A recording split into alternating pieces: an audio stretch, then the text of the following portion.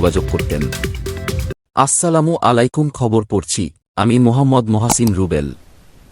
এতক্ষণ আপনারা সংবাদ শিরোনাম শুনলেন, এখন বিস্তারিত। হিরো আলমকে নিয়ে বিবৃতিদাতা 13 জন বিদেশি রাষ্ট্রদূতকে ডেকে নিয়ে সরকার বলছে তাদের এই কাজে কূটনৈতিক শিষ্টাচার লঙ্ঘন হয়েছে। বুধবার দুপুরে রাষ্ট্রীয় অতিথি ভবন পদ্মায় ইউরোপীয় ইউনিয়ন ও 12 দেশের রাষ্ট্রদূত ও হাই কমিশনারদের ডেকে সরকারের অসন্তোষের কথা জানান পররাষ্ট্র প্রতিমন্ত্রী শাহরিয়ার আলম। ঢাকা 17 আসনের উপনির্বাচনে স্বতন্ত্র প্রার্থী হিরো আলমের উপর হামলার ঘটনার নিন্দা জানিয়ে এই রাষ্ট্রদূতরা বিবৃতি দিয়েছিলেন। বাংলাদেশে সংসদ নির্বাচন ঘনিয়ে আসার মধ্যে পশ্চিমা এই দেশগুলোর কূটনীতিকদের তৎপরতা বেড়ে যাওয়ার মধ্যে উপনির্বাচনে সহিংসতা নিয়ে তাদের এই বিবৃতি এসেছিল। পররাষ্ট্র মন্ত্রণালয়ে বুধবার ইইউ, যুক্তরাষ্ট্র, যুক্তরাজ্য, Germany, France, Spain, Canada, Switzerland, Netherlands ও নরওয়ের রাষ্ট্রদূত ও হাই কমিশনাররা উপস্থিত ছিলেন। ইতালি, সুইডেন ও ডেনমার্ক দূতাবাসের প্রতিনিধি ছিলেন সেখানে।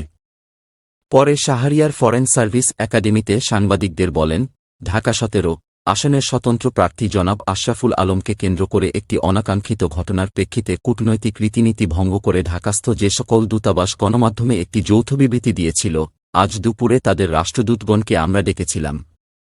তাদের কূটনৈতিক শিষ্টাচার বহির্ভূত আচরণের আমরা আমাদের অসন্তোষ প্রকাশ করেছি। আমরা বলেছি যে এটি একটি ঘটনা যা দিয়ে সারাদিনের শান্তিপূর্ণ, সুষ্ঠু ও অবাধ নির্বাচনকে মূল্যায়ন করা ঠিক হবে না। কাঙ্ক্ষিত স্থানে পুলিশের অনুমতি না পাওয়ার পর বিএনপি এবং আওয়ামী লীগের সহযোগী সংগঠনগুলো নিজ নিজ সমাবেশের দিন পিছিয়ে দিয়েছে। বিএনপি জানিয়েছে তারা শুক্রবার নয়াপল্টনে সমাবেশ করবে। আওয়ামী লীগের সহযোগী সংগঠনগুলোর পক্ষে যুবলীগ জানিয়েছে তারাও শুক্রবার সমাবেশ করবে শেরে বাংলানগরে মেলা মাঠে। এই দুই পক্ষই বৃহস্পতিবার সমাবেশের ঘোষণা দিয়েছিল। তবে ঢাকা মহানগর পুলিশ তাদের অনুমতি দিচ্ছিল না। বাবার চাওয়া ছিল মেয়ে বিসিএস ক্যাডার হবে, সেভাবেই নিজের পড়াশোনা এগিয়ে নিচ্ছিল চাঁদনী। সামনের এইচএসসি পরীক্ষার প্রস্তুতি নিয়ে এখন তার ব্যস্ত থাকার কথা। কিন্তু বাবাকেই হারিয়ে চাঁদনী এখন শোকে দিশেহারা। ইসরাত জাহান চাঁদনী 17 ফায়ার সার্ভিসের গাড়িচালক জাহাঙ্গীর হোসেনের বড় মেয়ে এবং চাঁদপুরের হাজীগঞ্জ মডেল সরকারি কলেজের মানবিক বিভাগের দ্বাদশ শ্রেণীর শিক্ষার্থী।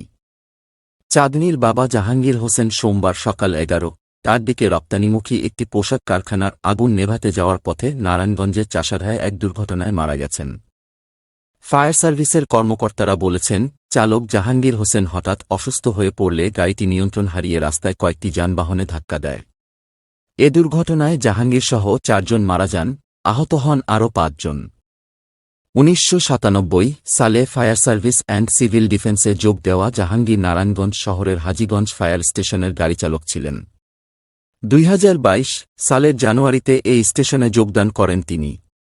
এর আগে চাঁদপুরের হাজীগঞ্জ স্টেশনে কর্মরত ছিলেন। তিনি নারায়ণগঞ্জে বদলি হলেও পরিবার থেকে যায় চাঁদপুরেই। জাহাঙ্গীরের 3 সন্তানের মধ্যে বড় চাঁদনী।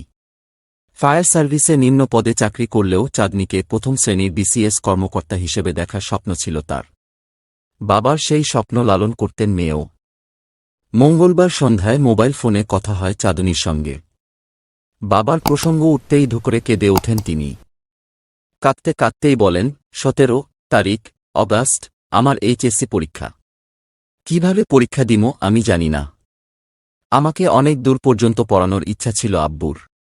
তিনি আমারে বিসিএস ক্যাডার হিসেবে দেখতে চাইতেন। আমিও সেইভাবেই আগাচ্ছিলাম। কিন্তু এখন কিভাবে কি করব কিছুই বুঝে আসছে না।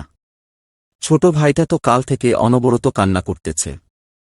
বাবার সাথে সর্বশেষ 3 দিন আগে ফোনে কথা হয় বলে জানান চাঁদনী। তখনও বাবা পরীক্ষার প্রস্তুতি কেমন জানতে চেয়েছিলেন, শীঘ্রই ছুটিতে ফিরবেন বলেও জানান।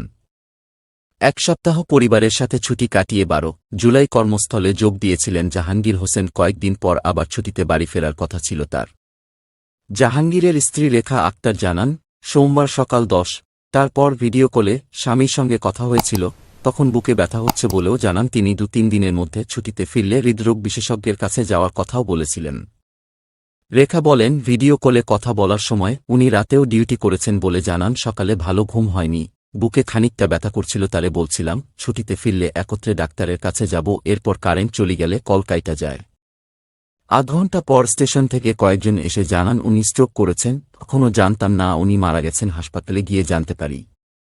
এই বলেই কাঁদতে থাকেন রেখা। পাসপোর্টের পুলিশি ভেরিফিকেশনের নামে প্রতারণার অভিযোগে দিনাজপুরে এক যুবককে গ্রেফতার করেছে পুলিশ। বুধবার দুপুরে দিনাজপুরের পুলিশ সুপার শাহ ইফতেখার আলম এক সংবাদ সম্মেলনে এই তথ্য জানান। গ্রেপ্তার আসিকুর রহমান আশিক, ২৬, দিনাজপুর সদর উপজেলার হরিহরপুর গ্রামের বাসিন্দা। পুলিশ সুপার বলেন, আশিক পুলিশের এসবি ও ডিএসবি শাখার কর্মকর্তা পরিচয়ে পাসপোর্টের পুলিশি ভেরিফিকেশনের নামে মানুষের সঙ্গে প্রতারণা করে আসছিলেন। মোবাইল ফোন ও বিভিন্ন সামাজিক যোগাযোগ মাধ্যম ব্যবহার করে তিনি এই প্রতারণা করতেন। প্রতিজনের কাছ থেকে ২ থেকে ৩ হাজার টাকা নিতেন। টাকা নেওয়ার পর সেই মোবাইল নাম্বার বন্ধ করে দিতেন। এভাবে তিনি গত ৬ মাসে ২টি মোবাইল অ্যাকাউন্টের বিপরীতে ২২ লাখ টাকা হাতিয়ে নিয়েছেন বলে প্রমাণ পাওয়া গেছে। ঢাকা, চট্টগ্রাম, কুমিল্লা, ফেনী, রাজশাহী, সিলেট